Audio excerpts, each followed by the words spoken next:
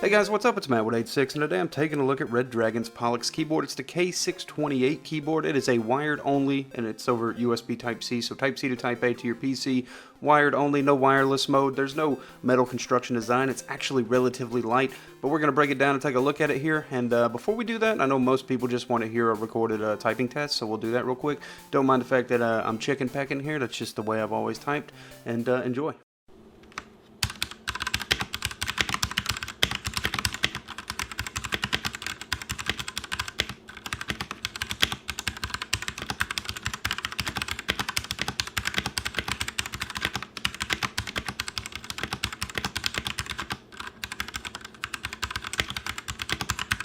Now all the switches in this particular keyboard are Redragon red switches. They're likely Otemu 3-pin switches, and they are braced cross-stem switches. So they'll work with pretty much most of the common keycaps that are out there. Pretty much every keycap you get aftermarket is going to work with most cross-stem switches, despite the fact that it's got this brace design on it. Don't worry too much about that. You'll still be able to put the keycaps on there if you decide to replace the keycaps.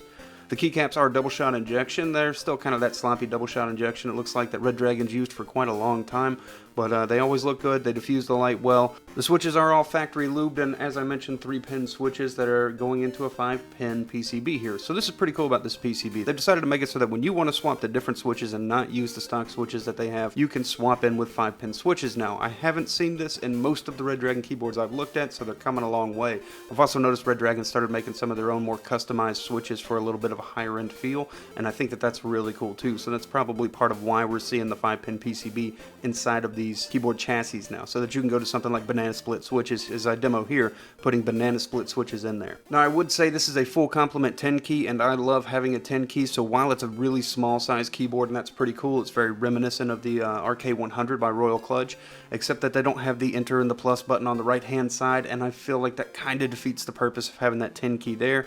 As if you were going to use it for a calculator, you then have to function plus, function minus, do things of that nature. So while the 10 key is nice to have there, especially on a smaller form keyboard for something like setting up macros if you're playing games, that's going to work out great. But if you want to use it in a traditional 10 key sense, defeats the purpose by not having the plus and minus key there, or the enter key even.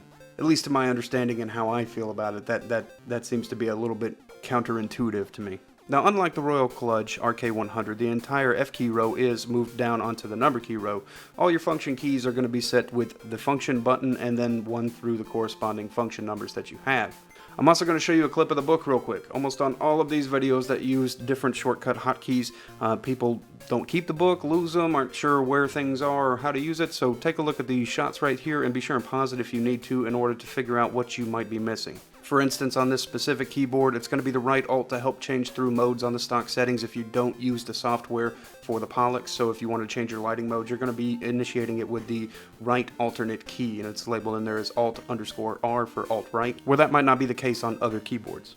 Now, I also mentioned just a moment ago, it is app supported, which is a great thing. The Redragon app has made little progress and change to even look different. It's still got the 3 profiles, the ability to set a macro editor to save these profiles to the actual keyboard if you needed to, as well as claiming to have 20 lighting functions. I counted it actually really has 23, depending on if you want to count more than that under the music mode. There's different music mode settings too, so it is pretty stacked when it comes to its different lighting features. You can go in there and user define things too if you want to set up a specific look, try to make like a little flag or something onto your keyboard, or set up different profiles for like your grenade or your drift left and drift right with Q and E, and you can set up, WASD, WASD, and make it look any way you want with different colors in there, and you can predefine these and save them onto one of those profiles so that you'll have it lit according to what you use and what you want. As a lot of people are interested in that, I figured I should mention it because sometimes I have a hard time finding that.